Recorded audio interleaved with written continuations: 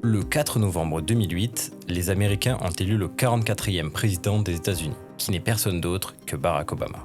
My fellow citizens, I stand here today humbled by the task before us. Il rentre dans l'histoire pour être le premier Afro-Américain à occuper ce poste, et le jour de son investiture, le 20 janvier 2009, est un jour historique pour toute la communauté noire, qui a vu à travers son élection que c'était enfin possible d'accéder à un poste aussi prestigieux dans ce pays. Mais 19 ans plus tôt, un autre Afro-Américain a ouvert la voie à New York. This day is not a tribute to me, it is a tribute to you, the people of New York. David Dinkins devient le 1er janvier 1990 officiellement maire de la ville de New York. In New York City, David Dinkins was sworn in this morning, becoming the city's first black mayor and succeeding longtime mayor Ed Koch. Mais même si d'autres grandes villes américaines ont élu des maires noirs bien avant, l'élection à New York est un symbole fort, car les Afro-Américains ne sont pas arrivés dans la ville de la même manière que les autres communautés.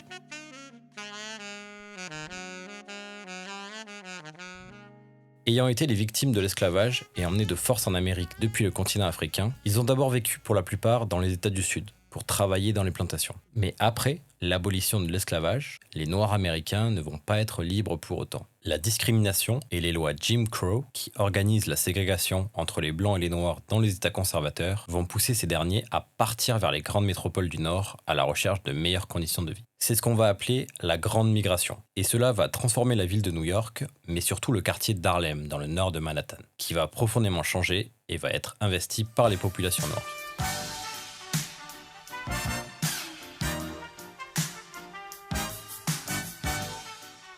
En 1910, ils représentaient 10% des habitants, et 20 ans plus tard, ils sont presque 70%. Le quartier va devenir un endroit important pour la culture afro-américaine et le point de départ de beaucoup de mouvements en tout genre. Et c'est dans ce quartier que Dinkins va faire ses premiers pas en politique.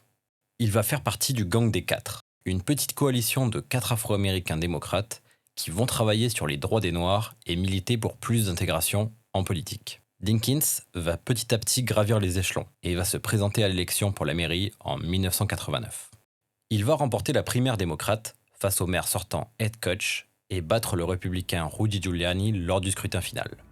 Et dès son discours d'investiture, Dinkins rappelle que ses ancêtres sont arrivés enchaînés et contraints dans ce pays. Today, as the elected leader of the greatest city of a great nation, to which my ancestors were brought, chained and whipped in the hold of a slave ship. Et va miser sur la diversité de la ville pour apaiser les tensions. Il va reconnaître que pour lui, New York n'est pas un melting pot, mais une ville multiculturelle. I see New York as a gorgeous mosaic of race and religious faith, of national origin and sexual orientation. Car, en 1990, New York est dans une situation assez compliquée. Ce n'est pas le New York que l'on connaît aujourd'hui. C'est une ville où les conflits entre les communautés sont fréquents depuis une vingtaine d'années et aucun maire n'a réussi à reprendre le dessus pour améliorer la situation. Certains quartiers, comme Times Square, sont infréquentables et dangereux. La mission du nouveau maire s'annonce complexe. Il lance plusieurs projets, parmi eux un stadium pour l'US Open. Il veut accueillir la célèbre compétition de tennis et montrer que New York est à la hauteur des grands événements internationaux. Il met aussi en place un plan pour créer des logements en réhabilitant des vieux quartiers insalubres. Et pour tenir sa promesse et mettre fin à l'insécurité et à la criminalité, il lance le programme Safe Street, Safe City, avec l'objectif de rendre les rues de New York plus sûres. Parallèlement, il souhaite renforcer les liens entre la police et les jeunes, tout en augmentant les effectifs au sein des forces de l'ordre. Pour le maire, il est essentiel que les policiers connaissent les habitants des quartiers et que les jeunes puissent se tourner vers eux en cas de besoin. Cette approche, c'est ce qu'on appelle aujourd'hui la police de proximité, une idée à laquelle il croit profondément.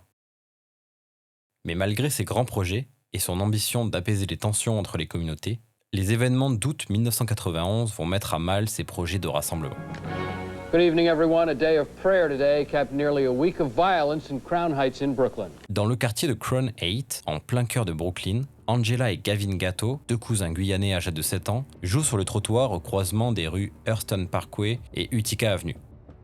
Au même moment sur la route, 3 véhicules se suivent. C'est un petit convoi qui transporte le rabbin Schneerson, le chef spirituel du mouvement juif hassidique Lubavitch, une branche du judaïsme originaire des pays de l'Est européen, mais qui a son siège à Brooklyn. Le rabbin est accompagné d'une voiture de police et d'un autre véhicule transportant plusieurs jeunes membres de la communauté. Mais en arrivant à une intersection, les 2 premiers véhicules la franchissent, mais le troisième, ne voulant pas les perdre de vue, grille le feu rouge et percute un autre véhicule qui passait au même moment. Il finit sa course sur le trottoir et il percute les 2 enfants guyanais qui se retrouvent coincés sous le véhicule.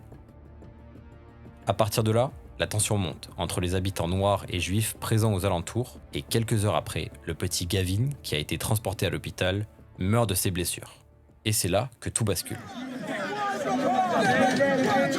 Dans la soirée, un groupe de jeunes noirs veulent venger sa mort et vont poignarder Yankel Rosenbaum, un étudiant juif australien venu étudier la théologie à New York. Cela va être le début de 3 jours d'émeutes à travers le quartier et va relancer les tensions entre les communautés. Dinkins, impuissant, tente l'apaisement, en descendant directement dans la rue, un mégaphone en main, mais rien n'y fait. For each community, not one for one community, a different one for another community. And we recognize that that is the perception of each community. Each community says the other gets too much. Each says that. Lui qui voulait apaiser les conflits se retrouve confronté à l'une des plus grosses émeutes de ces dernières années. Et il va être très critiqué de tous les côtés. La communauté juive du quartier lui reproche d'avoir entravé l'action de la police et encouragé les violences envers eux. De l'autre côté, la communauté noire lui en veut, car il n'a pas fait directement arrêter le conducteur de la voiture qui a causé l'accident. Ces émeutes, ainsi que d'autres conflits durant son mandat, vont entacher sa réputation. Mais son mandat a quand même des réussites. Son action contre les violences et la criminalité vont commencer à porter leurs fruits et entamer une baisse des crimes et des délits significative dans la ville. Il a aussi ouvert les portes de son administration aux minorités, comme aucun maire ne l'a fait auparavant. Mais en 1993, lors de l'élection à la mairie, pour briguer un 2e mandat, Dinkins va échouer à se faire réélire. Et c'est Rudy Giuliani qui va cette fois s'imposer. Et il va profiter de ce qu'a lancé Dinkins pour récupérer tous les honneurs d'avoir transformé New York. Mais comme Barack Obama, à la fin de son mandat, David Dinkins a reçu des critiques sur son action, de la part de la communauté noire, car il n'aurait pas fait assez de choses pour améliorer leur vie et lutter contre le racisme. Car son élection a créé un grand espoir, mais sûrement trop grand, car beaucoup ont imaginé que ça allait régler tous les problèmes des Noirs américains et améliorer leur vie dans la ville. Mais son mandat a surtout ouvert la voie et a brisé un plafond de verre qui va permettre à d'autres d'aller plus loin. Et l'arrivée aux responsabilités d'Eric Adams en 2022 va montrer qu'un maire afro-américain n'est plus une exception à New York. Cette diversité parmi les maires ne se limite pas aux origines, elle est aussi profondément religieuse. À New York, on retrouve presque toutes les religions du monde. Et au XXIe siècle, les New-Yorkais ont porté à la tête de leur ville des maires issus de différentes confessions. Une diversité politique et spirituelle assez unique au monde. Et c'est justement ce que l'on va voir dans le prochain épisode.